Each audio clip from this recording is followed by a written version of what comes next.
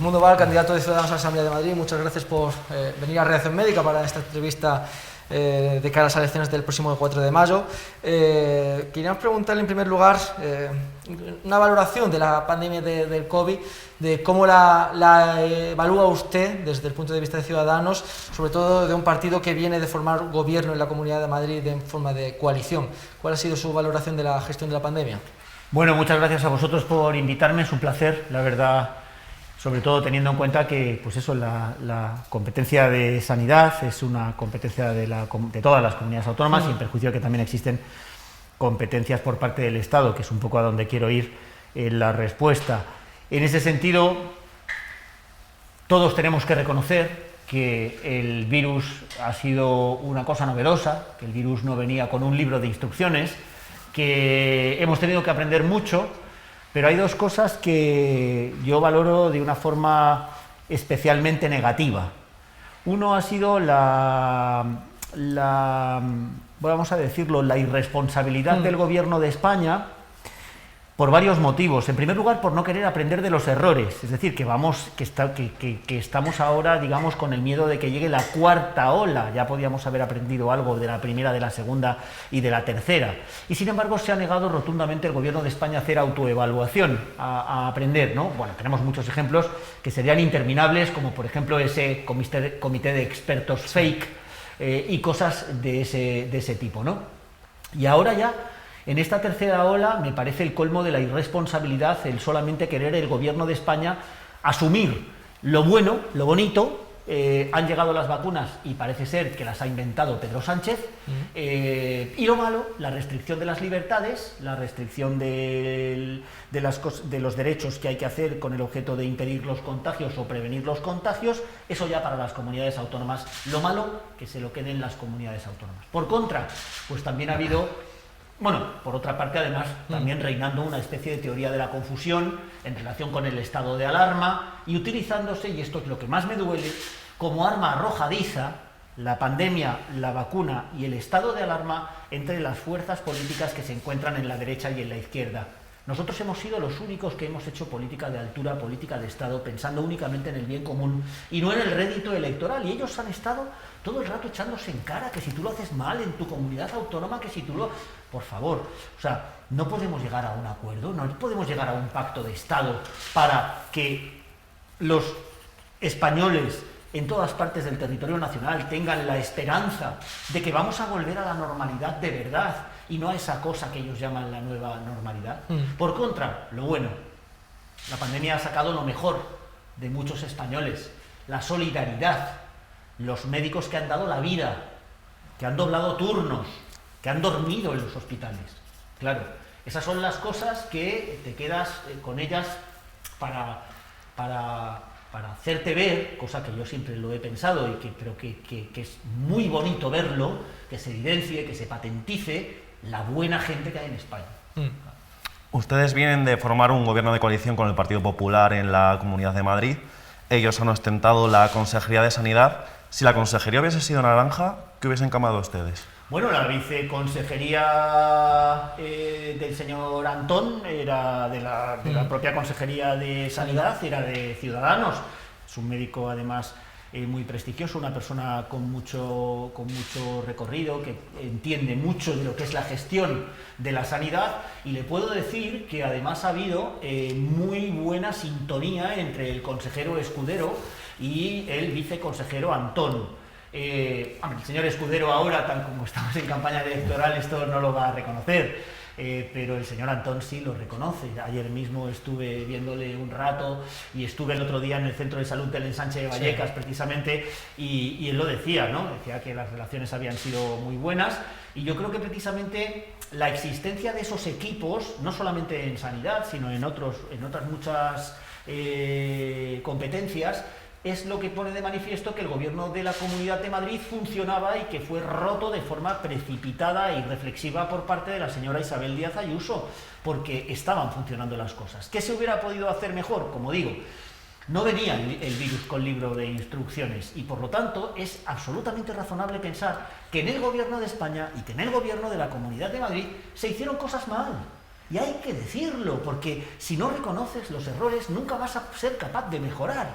Yo, que he echado en falta, que sabe usted que soy portavoz adjunto del grupo parlamentario y ahora soy portavoz de la ejecutiva del partido, y por lo tanto me han preguntado muchas veces preguntas semejantes a esta en el momento en el que se estaban tomando las decisiones. Pues mire, yo una cosa que mi compañero Nacho Aguado hacía muy bien, y además la hacía con lo que yo llamo el ADN de Ciudadanos 100%, era todo el rato reclamar a la Comunidad de Madrid, de la que él formaba parte del gobierno, que por favor llegara a acuerdos con el Ministerio de Sanidad en el seno del Comité Interterritorial del Sistema Nacional de la Salud, para que no se utilizara la pandemia como arma política arrojadiza de unos contra otros, sino que se llegara a soluciones fundadas en criterios científicos y técnicos, adoptadas por políticos que tomaran decisiones con unidad, en beneficio de los intereses generales, que nos jugamos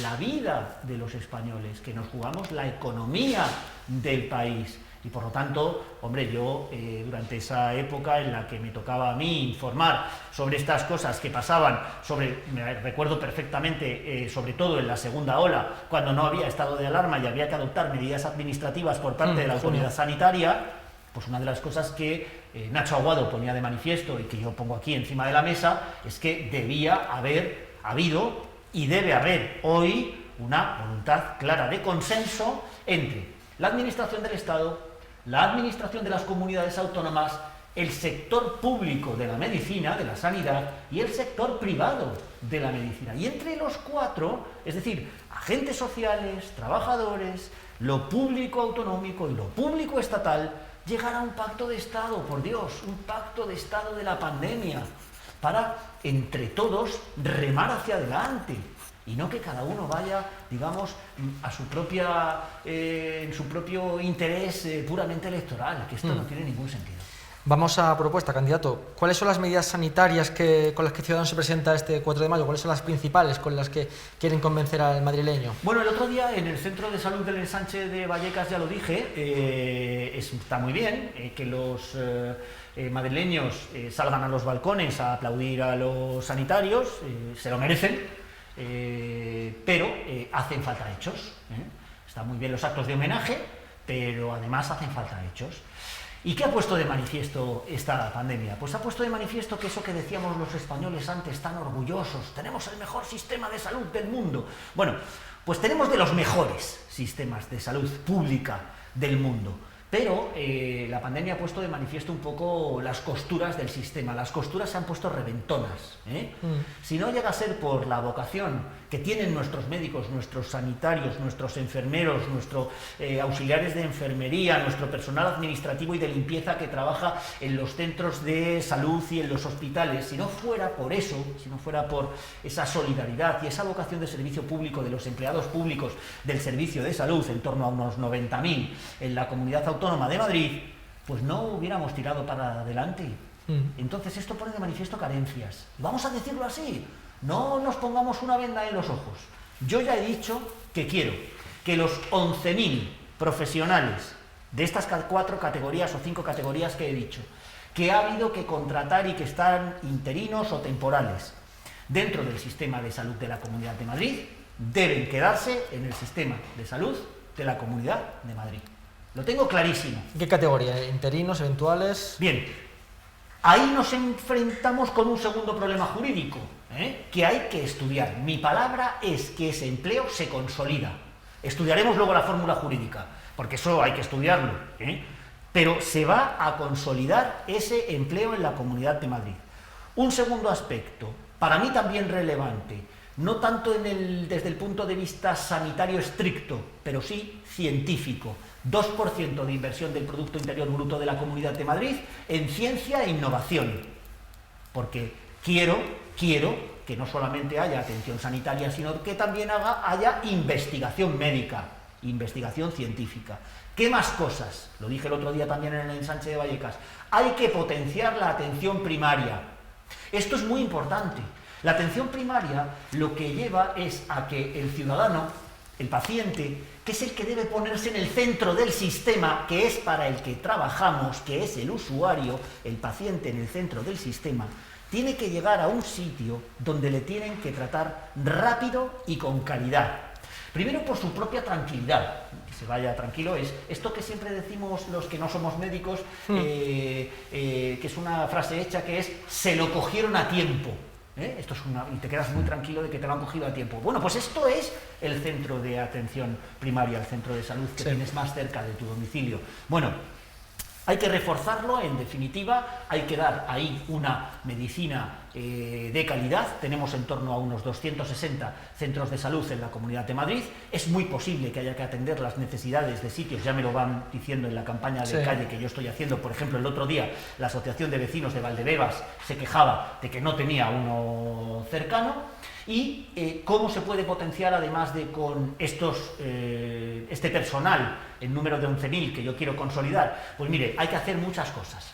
Hay que hacer, en primer lugar, conciliación de la vida laboral y familiar de las médicas, sobre todo, de las médicas y de los médicos, pero sobre todo de las médicas, porque es que en los últimos años el 80% de los médicos que han ingresado en el sistema de la salud madrileño son mujeres.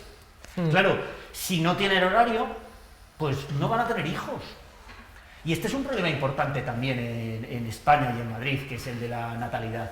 ¿Qué más hay que hacer? Mire, hay que conectar la atención primaria con la atención hospitalaria a través de medios telemáticos, de forma que el médico que primeramente atiende a un determinado paciente pueda también conectar con el médico que le atiende en el hospital si la cosa sigue adelante. Si la atención primaria es buena, a lo mejor nos ahorramos la atención hospitalaria, si se coge a tiempo. Es muy importante la atención primaria para los mayores, que acuden al centro de salud cuando tienen cualquier achaque. Hay que conectar y hay que coordinar la atención primaria con las oficinas de farmacia. Hay que revisar el catálogo de pruebas médicas que puede pedir el centro de atención primaria.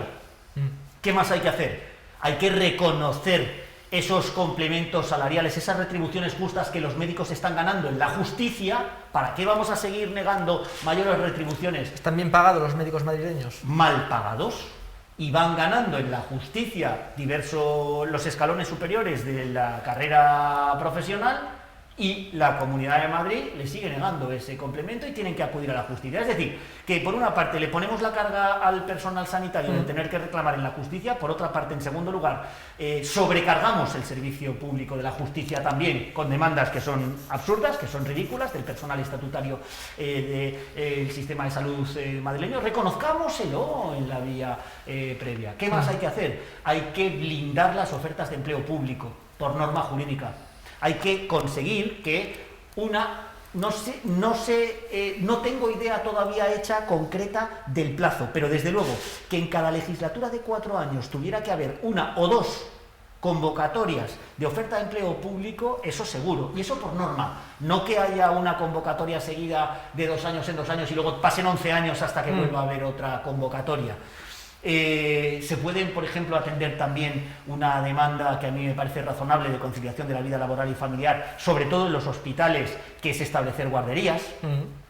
Algo habría que establecer para los centros de salud, porque ahí las guarderías es algo más difícil. Desburocratizar el sistema, que el médico no tenga que hacer papeles, que el médico se dedica a atender al paciente, que se pueda aumentar el número de horas que el médico puede dedicar al paciente, que las instalaciones médicas sean instalaciones médicas que estén en una situación decente, porque hay algunas que no lo están, y sobre todo, lo más importante, que se haga una correcta planificación de necesidades y especialidades, que al final estamos aquí jugando siempre con el corto plazo y no nos fijamos en otros países, por ejemplo, como Gran Bretaña, que establecen pues una planificación sanitaria más a largo plazo. ¿Y por qué lo digo? Pues porque la medicina del futuro a lo mejor no es una medicina enteramente presencial, porque a lo mejor se puede acudir a una medicina telemática. El problema de los pediatras y de los médicos de cabecera en los núcleos rurales, que tienen poca población, que se podría complementar con un salario suplementario, como hace, por ejemplo, Castilla y León. En fin, que como verá, le hay veo que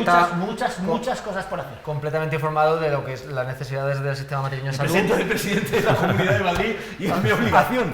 Le pregunto por eso, hace 2 meses estaba usted solo de portavoz en el Congreso, Sí, tal.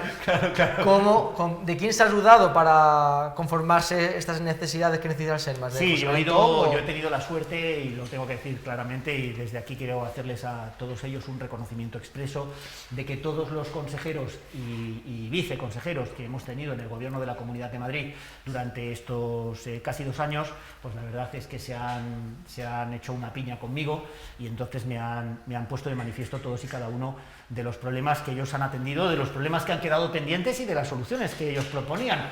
Y entonces, de repente, como usted muy bien dice, yo anteayer era el portavoz adjunto en el grupo parlamentario y el portavoz del partido, y hoy me he ilustrado y he comprendido y comparto las soluciones pues, que el señor Antón, viceconsejero, planteaba con respecto a la sanidad y la salud.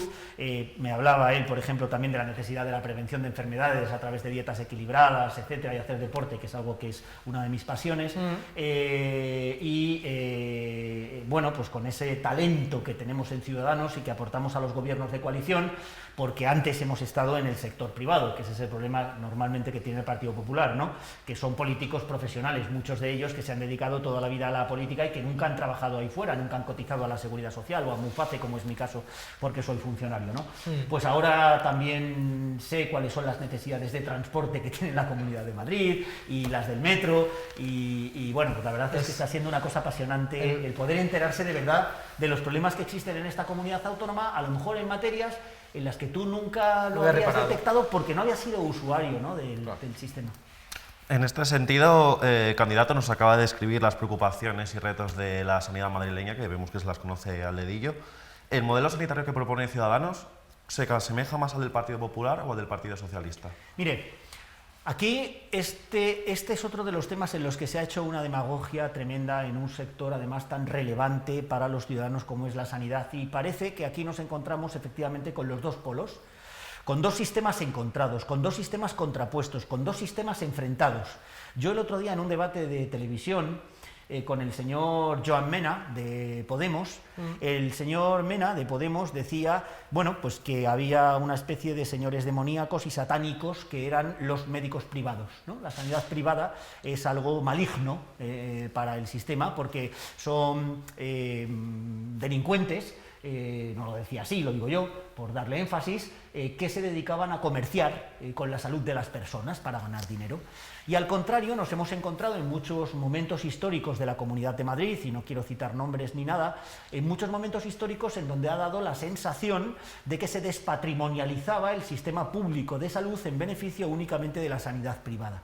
Mire, yo quiero la colaboración pública y privada, yo quiero que todos los recursos sanitarios del sistema estén al servicio del ciudadano.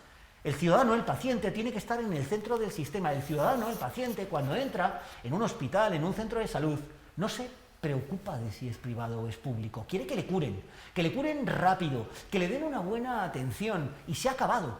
Y nosotros tenemos la obligación de gestionar bien este sistema. El ejemplo característico, por ejemplo, paradigmático, es la Fundación Jiménez Díaz, privada, con fondos públicos, sostenida con fondos públicos. Siempre queda en el ranking de valoración de los centros de salud muy alta, se valora muy bien. Y luego, sin embargo, tenemos otros sistemas que son los sistemas de concesión para la construcción de los hospitales. Hombre, a lo mejor había que armonizar un poco los sistemas, ¿verdad? Porque es un poco caótico el cómo se gestiona esta frase de la colaboración pública y privada. Yo, como gobierno de la Comunidad de Madrid, tengo la obligación de prestar el servicio, tengo la obligación de fortalecer el sistema público de la salud. Hombre, claro, por supuesto, pero no puedo renunciar a que también la sanidad privada pueda prestar este servicio con convenios con la sanidad pública. ¿Alguien sabe? Porque es que estas cosas además la gente como que no las sabe. ¿Alguien sabe lo que ha pasado en las situaciones en las que hemos vivido en la pandemia, en la primera ola, cuando la sanidad privada se ofreció a prestar servicio a la sanidad pública y las UCIs de los hospitales privados estaban ocupados con pacientes del sistema público de la salud? Claro, este es el sistema que hay que utilizar. Pero le preguntábamos, a la hora de pactar con qué modelo se siente más cómodo, con el Partido Popular o el Partido Socialista. Si interpreto sus palabras, es que creo que es del Partido Popular. Creo que nosotros tenemos nuestro propio modelo. Yo, desde luego, un sistema en el que se demonice uno de las dos patas del sistema de sanidad, no voy a estar nunca de acuerdo. El sistema del Partido Popular, me parece que, como siempre, el Partido Popular se despreocupa de fortalecer el sistema público de salud en favor de más el sistema privado. ¿Por qué? Pues porque el Partido Popular no entiende el servicio público como lo entiende Ciudadanos. Ciudadanos cree en el estado del bienestar, que no hace falta subir los impuestos, además, para financiarlos siempre que gestiones bien, siempre que evites la corrupción, siempre que el motor económico siga a pleno rendimiento para poder recaudar más impuestos sin necesidad de subirlos porque la riqueza aumenta. ¿Vale? Bien, pues hay que fortalecer el sistema público de salud. Ahí el Partido Popular verá usted cómo se hace el remolón, cómo no le gusta mucho, porque lo público no le gusta mucho, Pero luego, por otra parte, nos encontramos con el otro polo que dice, no, la sanidad privada, bueno, prácticamente prohibirla, si nos encontramos en manos de Podemos, pero prohibirla, ya no estamos hablando de unos hospitales privados, que estamos hablando de que la medicina privada pueden ser fisioterapeutas, psicólogos. Mire, ¿sabe lo que hizo el señor Antón por primera vez en el programa de salud mental público que tiene la Comunidad de Madrid? Pues incorporar al sistema público de la Comunidad de Madrid por primera vez a 30 y tantos psicólogos. Una de las medidas que potenció precisamente su viceconsejería. Colaboración pública y privada, y por lo tanto, Ciudadanos tiene que estar en el gobierno de la Comunidad de Madrid al objeto de evitar la radicalidad, porque hay que unir todos los recursos de la sanidad públicos y privados en beneficio de un interés general.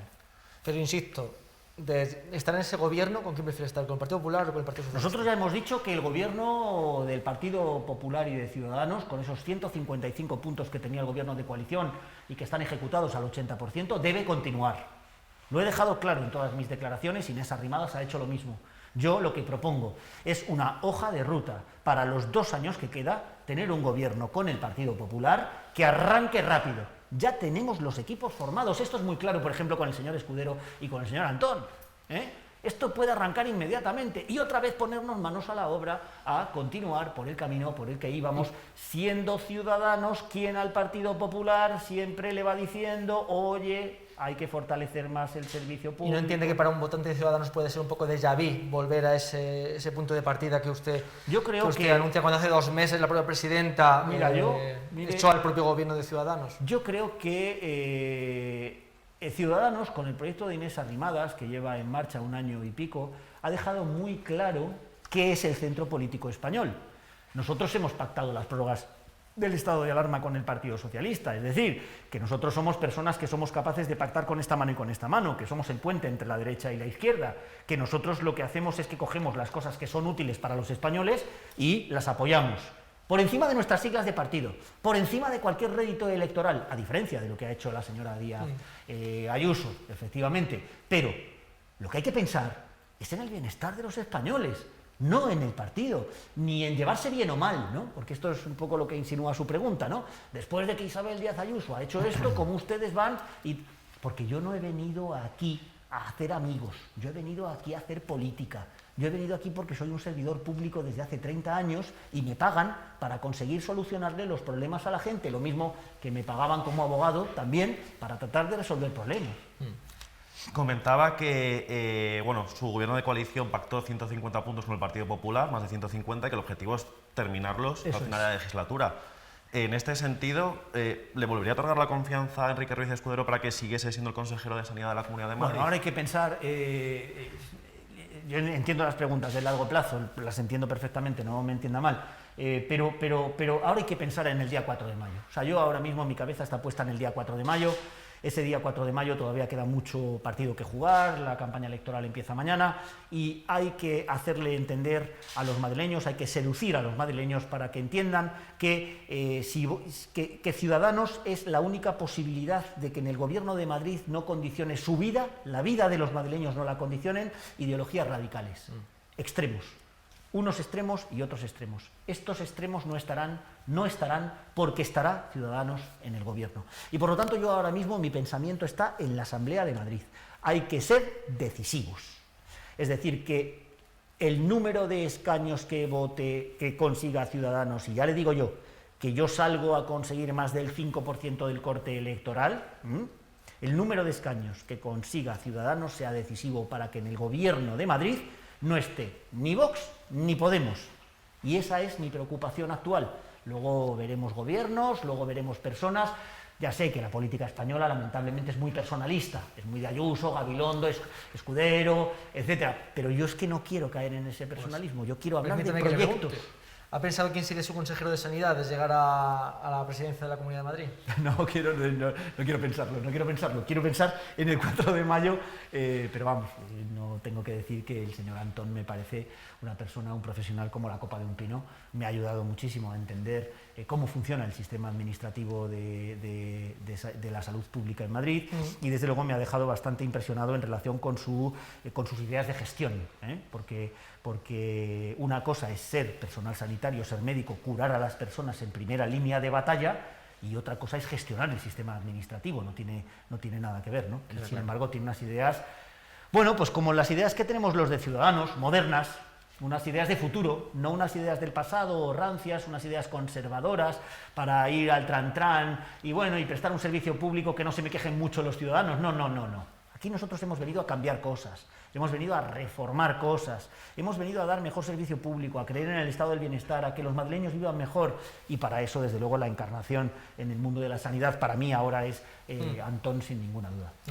Las encuestas, hay que decirlo, no son demasiado halagüeñas para Ciudadanos. En el caso de que su partido no supere la nota de corte del 5%, ¿cómo se puede hacer política sanitaria desde fuera de la Asamblea? Bueno, a ver, las encuestas son las encuestas. Ahora mismo todavía queda mucho camino por recorrer, como he dicho antes. Esta mañana una no nos daba dentro, la semana pasada otra sí nos daba dentro y por encima, además de lo que es el estricto corte del 5. Bueno, ya digo que yo lo que veo en la calle con los simpatizantes de Centro, con los afiliados de Ciudadanos, es mucha ilusión por hacer una campaña buena, por poner encima de la mesa propuestas y por convencer a la gente y seducir a la gente en lo que es un proyecto de moderación y de pragmatismo. ¿Qué se puede hacer? Mire, se lo está usted preguntando al portavoz adjunto de un grupo parlamentario que desde el día 10 de noviembre en el Congreso de los Diputados, donde son 350 diputados, tenía 10 diputados y que después de esa maniobra, voy a calificarla como lo siento, repugnante que ha hecho el Partido Popular con luz y taquígrafos de querer comprar a gente de mi partido, ahora tiene 9 diputados. Pues mire, en una directiva que había que transponer de la Ley Orgánica de Datos de carácter personal, yo, con otros, no me quiero poner yo solamente las medallas, con el Partido Socialista, con Unidas Podemos, con Partido Nacionalista Vasco, pues hemos llegado a un acuerdo de consenso rápidamente porque España tiene que pagar una multa a la Unión Europea de 89.000 euros al día y hemos devengado una multa ya de 20 millones de euros. Cuando se quiere llegar a acuerdos, se puede. Y si desde la Asamblea de Madrid el resto de los grupos parlamentarios tienen la voluntad de llegar a acuerdos, ¿qué es lo que vamos a hacer? Lo que vamos a hacer va a ser convencerles de que las propuestas de Ciudadanos son buenas. Ayer se aprobó en el Congreso la Ley de la Infancia, la Ley de Protección de la Infancia. En esa Ley de la Infancia, en esa Ley de Protección de la Infancia, mi compañera Sara Jiménez ha hecho un trabajo espectacular convenciendo al resto de los grupos parlamentarios. ¿Sabe lo que pasa? Que cuando nos dejamos de ideologías, cuando estamos hablando de temas que son realmente preocupantes y que no se encuentran contaminados por el sectarismo ideológico, y de repente aparecemos allí en primera plana personas que utilizamos un criterio puramente técnico, se llega a acuerdos. Y eso es bueno. Usted es un buen conocedor de la ley del estado de alarma y el 9 de mayo en principio decaerá dejando a las comunidades un poco sin amparo legal. Le pregunto, ¿está usted a favor de que decaiga este estado de alarma? Mire, yo le he reclamado ya en varias ocasiones al señor Sánchez que por favor se aclare, que se explique, porque es que el concepto de estado de alarma, y no es solamente un juego de palabras, crea alarma social, ¿no? El estado de alarma tensa a la gente, porque es una restricción de las libertades. Pero es una restricción de determinadas libertades que no tienen por qué tener el estado de alarma si no hace falta restringirlas, si no hace falta recortarlas, porque la autoridad sanitaria, con las medidas administrativas y sin estado de alarma, también puede tomar sus medidas de contención del virus. Bien, ¿por qué no dice de una vez el señor Sánchez? ¿O por qué no dice de una vez la ministra de Sanidad? O mejor todavía, ¿por qué no llegamos a un acuerdo en el Comité Territorial de la Comisión Territorial del Sistema Nacional de la Salud sobre qué derechos y libertades hace falta restringir para prevenir la cuarta ola en función a cómo avance el calendario de vacunación? Porque esta es la pregunta. Que de repente la respuesta es toque de queda. Hace falta toque de queda obligatorio, con expertos informándolo. Pues entonces hace falta el estado de alarma. Porque no se puede adoptar esa medida por las comunidades autónomas, por mucho que la vicepresidenta del gobierno diga que sí, que no se puede, que lo dice el artículo 116 de la Constitución, caramba. Que no hace falta el toque de queda, que basta con los confinamientos perimetrales, pues no hará falta el estado de alarma. Yo he propuesto, lo registré en el Congreso de los Diputados el día 17 de noviembre del año 2020, el plan B jurídico de Ciudadanos. ¿Qué supone? Pues mire, supone reforzar la alta inspección del Estado, supone incluso la posibilidad de dictar una ley marco en materia de epidemias, supone que la competencia judicial para ratificar las medidas de la autoridad sanitaria se atribuye a la Audiencia Nacional para que así tengamos homogeneidad en toda España. Es una ley la ley de pandemia que defienden algunos. La ley de pandemias que está defendiendo Merkel, con otro nombre, que se llama la ley de infecciones, pero que pretende reformar la ley establecer un marco obligatorio de principios de cooperación entre el Estado y las comunidades autónomas, caray. Esto es tan difícil hacerlo, de verdad, ponerse de acuerdo en un tema tan importante como este. Otro de los grandes protagonistas en la pandemia, en la Comunidad de Madrid, ha sido el Hospital Isabel Zendal. ¿Qué plan de futuro tiene usted para este hospital una vez ya se normalice la situación de pandemia? Yo, desde luego, en fin, lo primero que quiero decir es que se te abren las carnes cuando un partido de izquierdas dice que va a cerrar un hospital público, ¿no? Como han estado diciendo Podemos y Más Madrid hasta hace 2 días, que ya se han dado cuenta que esto no vendía mucho y que estábamos en campaña electoral y que tenían que rectificar. Y esto me parece, desde luego, una auténtica vergüenza. Bueno, el Hospital Zendal ha cumplido o cumple su función como hospital de pandemias y cuando la pandemia pase, pues habrá que aprovechar esas instalaciones. Mire, le voy a poner algún ejemplo. Le he contado antes que estuve el otro día, lo he contado muchas veces, en Valdebebas, en donde precisamente se quejan de que no tienen centro de salud cercano. Está al lado del Zendal. Y me decían, hombre, ¿no? Y me decían con estas palabras un poco simpáticas, ¿no? Hay que tener empatía con las personas de la asociación de vecinos. Decían, ¿no nos podrían hacer un huequito en el Zendal? Pues mire, ya tenemos ahí una cosa, ¿verdad? Y que sería una atención primaria en un hospital, que es una cosa rara, ¿no? Es una cosa extraña, pero que podría atender una necesidad de los vecinos de ese barrio. Se puede utilizar para más cosas, porque es que en España nos creemos que solamente hay una epidemia, ¿no? Que se llama COVID. No, todos los años tenemos la epidemia de la gripe, ¿eh? Y este año, como todos llevamos mascarillas y no tenemos contacto social, pues no ha habido epidemia de gripe, pero acordémonos, hace 2 o 3 años, las colas, las saturaciones en los pasillos de los hospitales de gente con gripe, bueno, pues puede servir de apoyo el Zendal, ¿verdad?, para descongestionar los hospitales en estos tipos de supuestos. ¿De qué tiene que servir el Zendal? Pues tiene que servir de hospital de apoyo del resto de hospitales de la red de la Comunidad de Madrid cuando estos se encuentren saturados.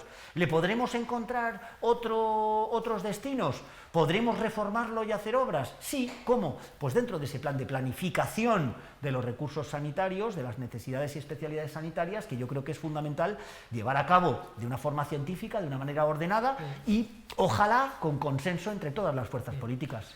Candidato, ¿está usted vacunado ya? ¿O? No, bueno, yo tengo 54 años, todavía me queda mucho, pero es verdad, la pregunta es buena porque es que todo el mundo dice, ¿y cuándo me toca a mí? ¿Y qué vacuna me van a poner? Hasta ese caos ha llegado la inseguridad de los protocolos de vacunación, que vamos, yo creo que por la 6ª o por la 7ª versión de los protocolos. Hablemos de vacunas y de la Comunidad de Madrid. ¿Es usted partidario, su partido, de liberar patentes para favorecer la producción de mayor número de vacunas? Mire, vamos a ver, bien.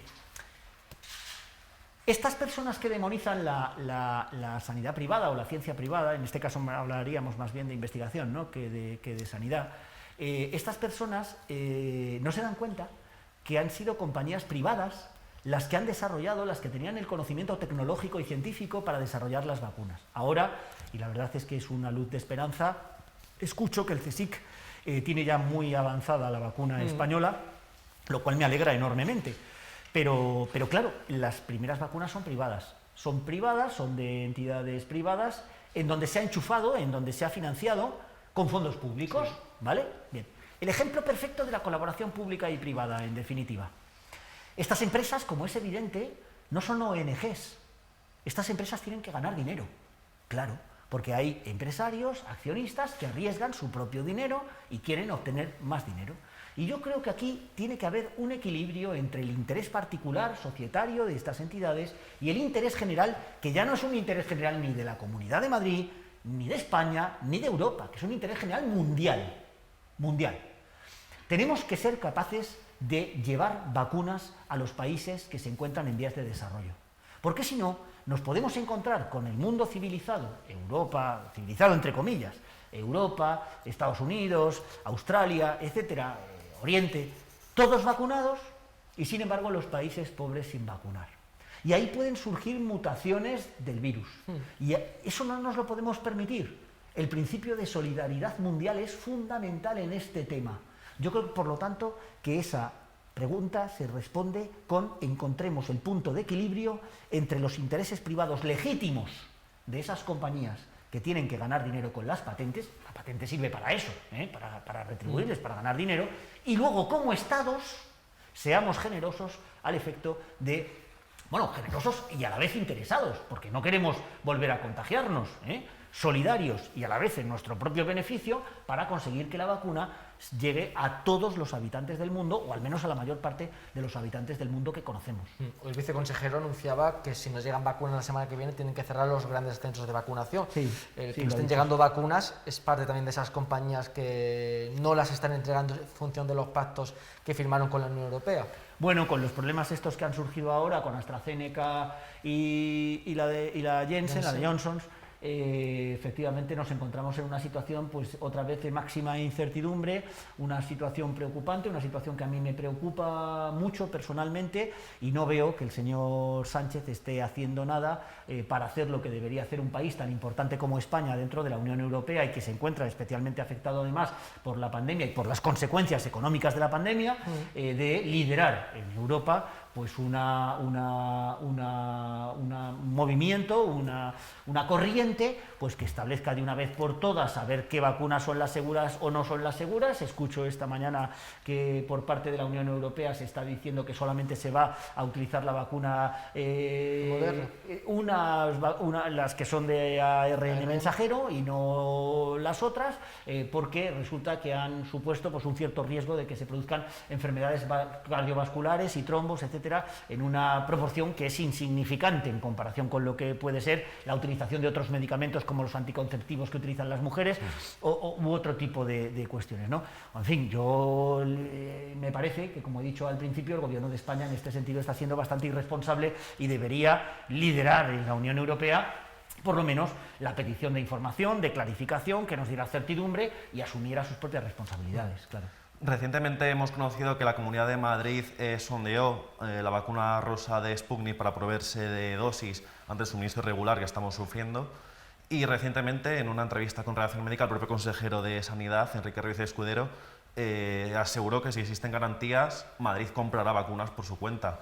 ¿Comparte usted esta visión de que las comunidades utilicen sus propios recursos y se desmarquen de la línea nacional para comprar vacunas? Y Chimo Puig declaró que él se había reunido con Johnson también para que la vacuna suya llegara cuanto antes a la Comunidad Valenciana. Mire, esto no es una carrera ni una competición. Esto, además, es algo que tiene que autorizar la Agencia Europea del Medicamento, y la Sputnik no está autorizada. Entonces, no perdamos un segundo de nuestro tiempo, no perdamos un segundo de nuestras responsabilidades públicas en hacer cosas que son inútiles, que son inservibles. No se puede comprar la vacuna Sputnik. Todos los países de Europa se han puesto de acuerdo en realizar una compra centralizada de vacunas que supone que el sistema funcione mejor, a pesar de todos los problemas que estamos teniendo y de todas las quejas y críticas legítimas que hagamos a la Unión Europea porque esté fallando el sistema. ¿Y nos vamos a pelear dentro de España las 17 comunidades autónomas? Pero hombre, por favor, no. Esto pasa cuando no hay liderazgo. Esto pasa porque el gobierno de España no ha asumido el liderazgo precisamente de la lucha contra la pandemia en lo malo, en las restricciones, en las restricciones de la libertad. Cuando el gobierno de España mira para otro lado, bueno, pues las comunidades autónomas sacan pecho. Esto es rédito electoral puro y duro. Y a mí me da pena, de verdad, que los responsables públicos que tenemos los que sobre todo están en los gobiernos, que tienen unas responsabilidades muy relevantes de acuerdo con el destino, el futuro, el día a día, el presente de los ciudadanos, gasten energía simplemente en intentar hacer ver que es que, bueno, nosotros somos héroes para los madrileños, porque fíjese usted lo que hago, mira, lo que usted está haciendo, intentando negociar por su lado la vacuna Sputnik, es la cosa más ridícula del mundo, porque es que nadie se va a poder inyectar esa vacuna porque no está autorizada por la Agencia Europea del Medicamento. Entonces, ¿qué está usted haciendo? Propaganda, lo mismo que hace Sánchez cuando le pone el logo de España a las vacunas que entran por el aeropuerto. Candidato, ya para terminar, no sé si ha tenido la oportunidad de hablar en este tiempo con su médica o su médico de atención primaria. ¿Cómo le convencería a su médico de atención primaria para que le votara en estas próximas elecciones del 4 de mayo? Bueno, lo primero es que soy de Muface, porque soy funcionario. Bueno, su médico de Muface. Pero está bien. También entenderéis, mi médico de atención primaria, que por eso entiendo muy bien la colaboración pública y privada, ¿no?, en el mundo de la sanidad, porque yo soy del régimen de funcionarios. ¿Cómo le convencería para que me votara? Pues mira, le diría que queriendo poner al paciente en el centro del sistema, necesito que se dignifiquen las condiciones profesionales de los médicos de atención primaria, no solo de los médicos, por ejemplo, también de los enfermeros. Están muy infrautilizados en la atención primaria los enfermeros.